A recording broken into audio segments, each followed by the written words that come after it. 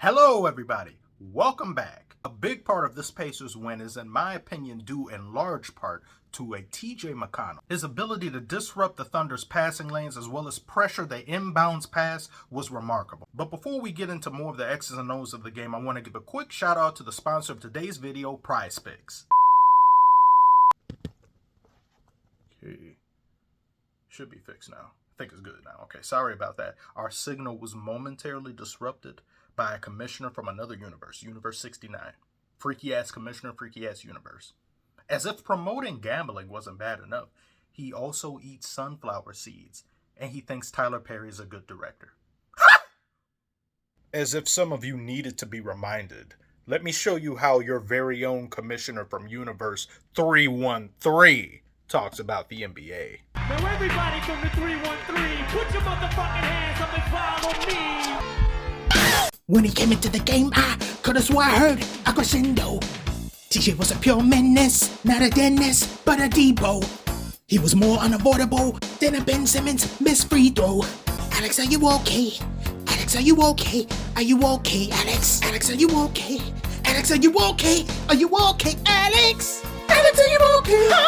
Will make you feel better? There's a sign at the window. Can you read it? Can you see it, Alex?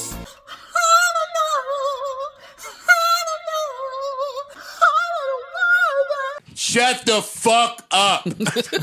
Damn. Enough. All right, I may have slightly, almost sorta, lost a little bit of control. Imagine me losing control completely, though. My therapist keeps sending me the voicemail. Man, this was such a great game, wasn't it? This finals matchup is off the hizzook. A majority of fans, however, don't feel the same way, but who cares what they think? They want a Lakers-Celtics finals every single year. These people, quite frankly, want the NBA to be scripted. They want WWE.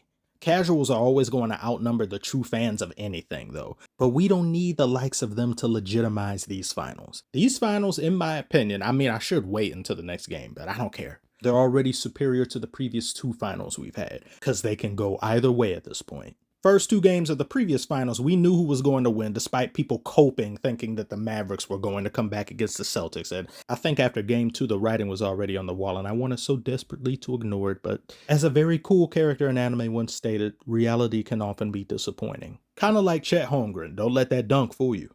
That man was put in jail by Myles Turner. No bond, no hearing. He didn't even read him his Miranda rights when he arrested him. Wacky wailing, inflatable arm flailing jail man. Though with the way Chet looked, he can just slip in between the cell bars. Now, it's not like Myles Turner was out here doing that to him the entire night. He was actually getting got by Chet in the first half, straight up outplaying him in several instances. I believe Myles Turner was even taken off the court a few different times by Rick Carlisle. I say, yeah, it's not looking too good, but the second half, it's not about how you begin, it's how you finish. Turner saw an opportunity and he took a mile. Thanks, but that was light. That was nothing. Stop it. Shut up. Stop. Shai became shy in the fourth quarter once again. 3 points scored, only 1 rebound, no assists, and for the game he turned the ball. Been hanging around Cat too much. He turned the ball over 6 times. Very unlike him. And the same can be said for the entire Thunder team when it comes to turning the ball over. Far too many. Not only that, they were happening at very inopportune times, due in part to that multiversal pest Mcconnell. We'll get to him in a second. They became pedestrian not only offensively, but when it came to ball security. But wait, there's more. They looked sloppy defensively. Sloppier than Reggie Miller's fit. Suspension-worthy fit. A triple single fit alongside Mr. Triple-Double himself? What nonsense is this? And I don't know how to dress. Sloppy recognizes sloppy. Here's some sloppy visual aid for you. Obi topping the charts with how high he jumped and uses the force to clean up Haliburton's miss and not a single box out from any Thunder. Not even an attempt. And here you see Haliburton put up a desperation shot to avoid a shot clock violation. He knows it's off and time his feet touch the ground, he's running at the rim. What is SGA doing? Whole lot of nothing. Out of the play, uninvolved, no hustle, no fight. Hands on your knees, hands on your knees. He looked gassed. The entire team looked winded. It looked like they lost their legs. He played 10 minutes of the fourth quarter, so he had about a good 2-minute rest. Haliburton had a good 3 to 4 minutes he didn't have to play because of how well this Pacers bench was doing. Indiana plays at such a demonic pace, it wears down their opponents. And they're wearing the Thunder down the same way they wore down the Knicks, the same way they wore down the Cavs and the Bucks. There's been much talk of OKC being such a greatly built team that SGA's impact isn't felt or isn't seen as much as a Jokic on the Nuggets or Curry on the Warriors.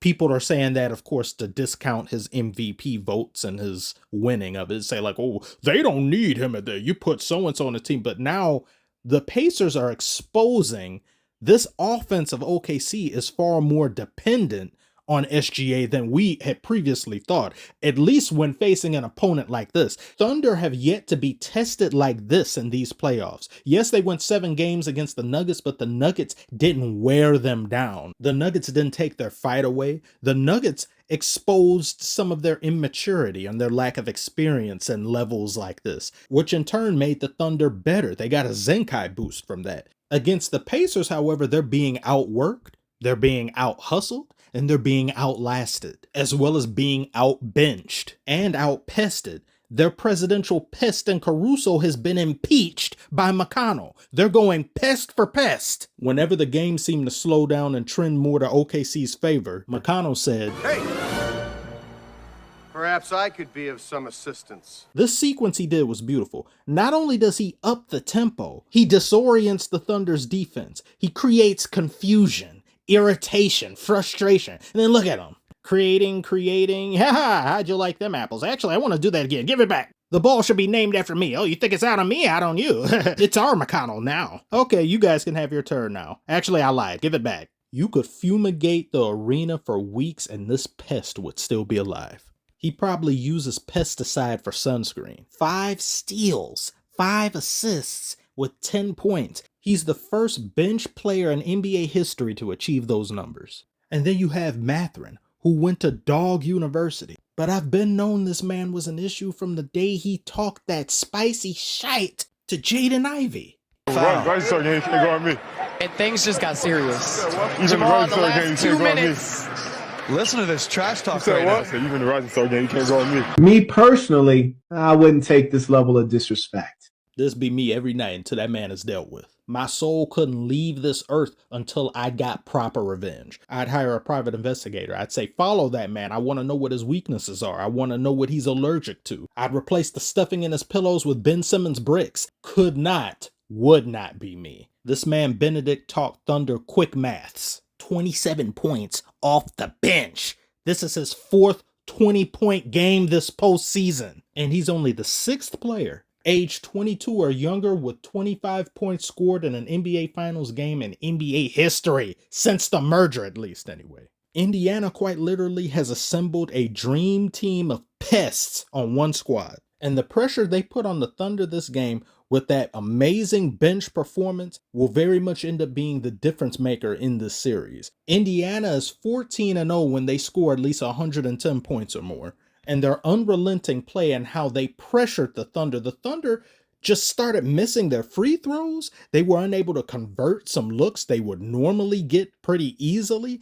Pressure is becoming a thing now. And SGA has to step up. He has to be far better in the 4th quarter than he's been. Chet Holmgren has to be better across the board. Lou Dort and Caruso need to give you more on both sides of the ball. And Jalen Williams needs to not have 4 turnovers or more. SGA and him, they just need to cut the turnovers down, which is something that's funny because it's been the Pacers' problem up until this game in the series. I barely even talked about Haliburton. I didn't talk about Haliburton at all, or Siakam, because the bench played so beautifully. Haliburton almost had a triple-double, and he played far more aggressive this game than he didn't in the previous 2 games. He took that to heart. He adjusted.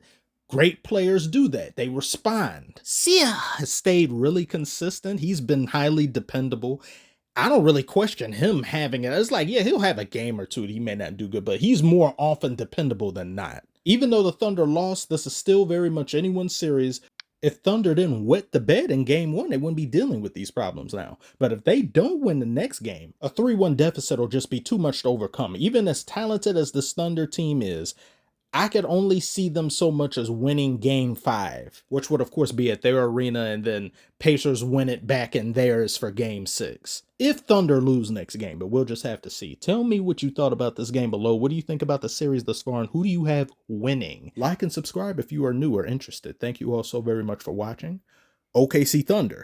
You've been hit by, you've been struck by a smooth Mcconnell.